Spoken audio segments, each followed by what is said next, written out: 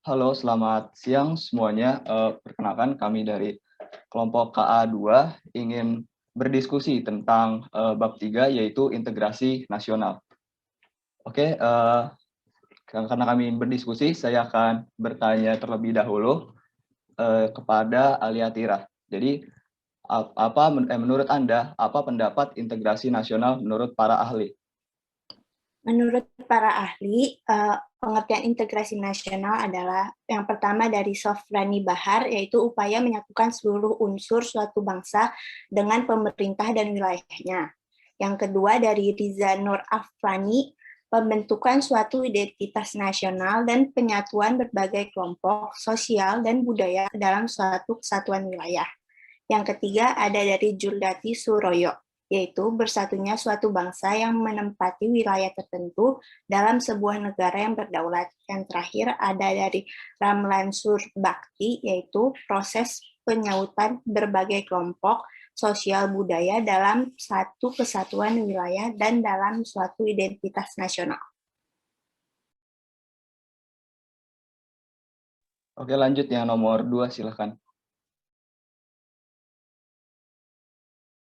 Yang nomor 2 ada pertanyaan buat Vanisha, yaitu kenapa setiap bangsa memerlukan integrasi? Kalau menurut saya, kenapa setiap negara itu perlu integrasi, itu karena dalam membangun suatu negara pastinya dibutuhkan yang namanya sebuah persatuan atau integrasi. Karena bagaimana mungkin kalau jika suatu negara itu terbangun, tapi orang-orang yang ada di negara tersebut tuh nggak mau bersatu. Selain itu juga sebuah bangsa yang mampu membangun integrasi nasionalnya pasti juga akan dapat memperkokoh rasa persatuan dan juga kesatuan bangsa-bangsa yang ada di dalamnya.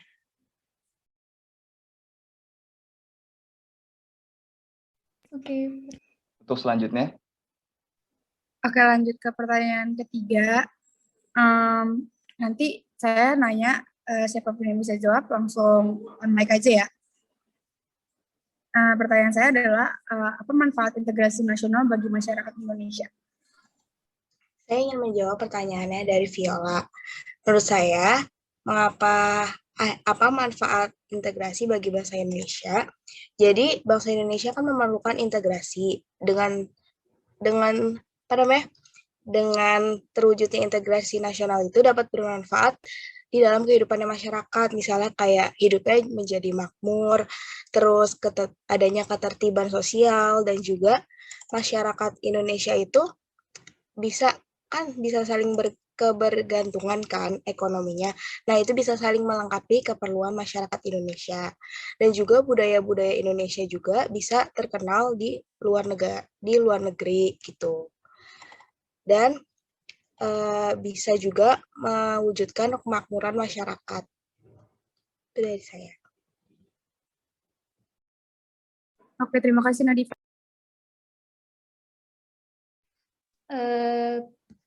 Terus aku mau nanya soal ini, bisa nggak kasih contoh negara dan kasih juga ini sih kayak penjelasannya, contoh negara yang udah mampu melakukan integrasi. Siapa aja yang bisa jawab?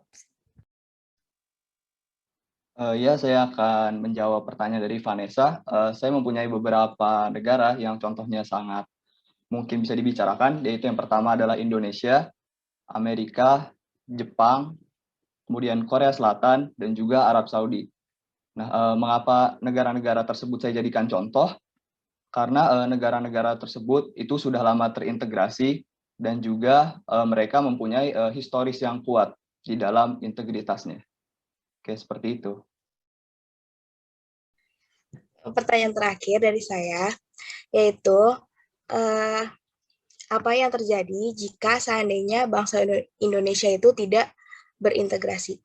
Terima kasih. Yang saya mau jawab pertanyaannya Nadifa. Yang pertama, Indonesia mungkin akan mudah terpecah belah, terus mereka juga nggak punya satu identitas yang sama. Kayak kalau sekarang kan kita punya, jadi ada bahasa Indonesia, terus habis itu ada itu yang bisa disebut bahasa kesatuan, makanya kenapa Indonesia punya bisa dinamain bisa bisa disebut punya integrasi nasional. Ya, itu aja. Oke, makasih. Ya, oke, sekian diskusi kami kelompok KA2. Apabila terdapat kesalahan kata, mohon dimaafkan. Untuk akhir kata, saya ucapkan terima kasih dan sampai jumpa.